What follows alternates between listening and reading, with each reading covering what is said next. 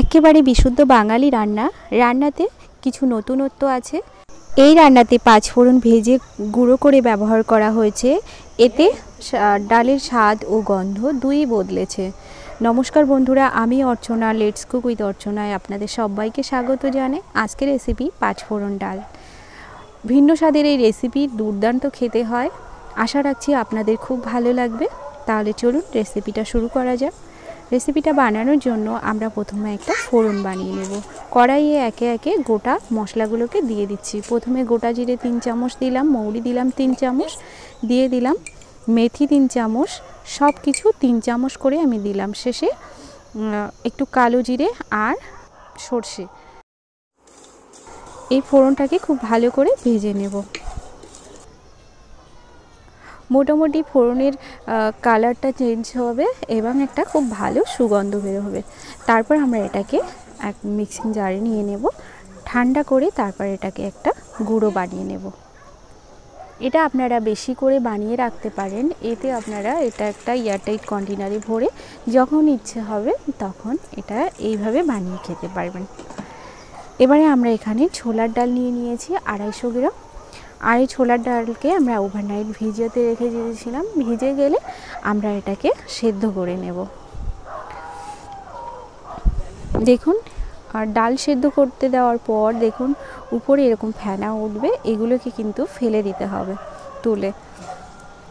এবারে এর মধ্যে দিয়ে দিচ্ছি কাঁচা লঙ্কা, স্বাদ মতো লবণ আর একটু রঙের জন্য হলুদ গুঁড়ো দিয়ে একটু নাড়াচাড়া করে আবারও খুব ভালো করে ডালগুলোকে সেদ্ধ হওয়ার জন্য ঢেকে দেব। তবে এখানে ডালটা সেদ্ধ করব, খুব ভালো মতো সেদ্ধ হবে কিন্তু একেবারে গলে যাবে না। এখানে একটা টিপস দিই, ডালের মধ্যে যদি একটু সরষের তেল দেওয়া হয় তাহলে কিন্তু ডালটা খুব তাড়াতাড়ি সেদ্ধ হয়ে যায়। দেখুন ডাল কিন্তু খুব ভালোভাবে সেদ্ধ হয়ে গেছে। আমরা এবারে এটাকে খুব অল্প ভেঙে দেব। ডালের যে ঘুটনিগুলো হয়, আমি ওই ডাল ঘুটনি দিয়ে একটু ডালগুলোকে হালকা ভেঙে দেব। একেবারে গলিয়ে দেব না, হালকা ভেঙে দেব।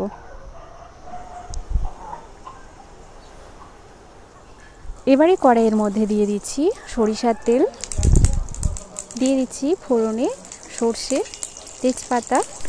এই ফোড়নটাকে কয়েক সেকেন্ড ভেজে নেব। কয়েক সেকেন্ড ভেজে নেওয়ার পর এর মধ্যে শুকনো লঙ্কাটাও ফোড়ন দিতে হবে।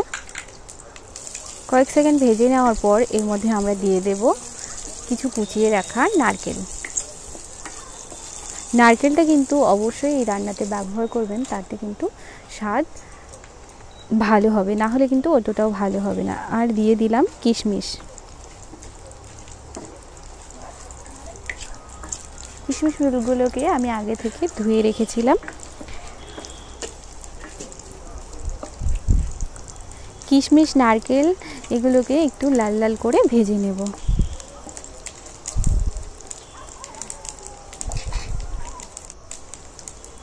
দেখুন কিশমিশ এবং নারকেলের গায়ে কিন্তু হালকা লাল লাল রং ধরে এসেছে। এবারে আমরা এর মধ্যে দিয়ে দেব সেদ্ধ করে রাখা ডালটাকে। এবার স্বাদ মতো এর মধ্যে দিয়ে দিচ্ছি চিনি অথবা গুড়ও এখানে ইউজ করতে পারেন আপনারা। খুবই সিম্পল এই রান্না, ভীষণই টেস্টি হয়। একবার হলেও বানিয়ে দেখবেন, আশা রাখছি খুব ভালো লাগবে। এবার এর মধ্যে দিয়ে দেব ভর্তি 2 চামচ ওই যে পাঁচফোড়নের গুঁড়োটা বানিয়ে রেখেছিলাম ওটা। আর বাকিটা আমি একটা এয়ারটাইট কন্টেনারে ভরে রেখে দেব।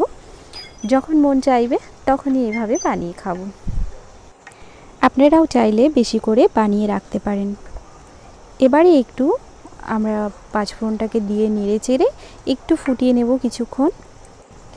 আমি একটু চেক করে দেখছি লবণটা ঠিক আছে কি না। এই সময়ে আপনারা লবণটা ঠিক না থাকলে অবশ্যই লবণটা এই সময় দিয়ে দিতে পারেন।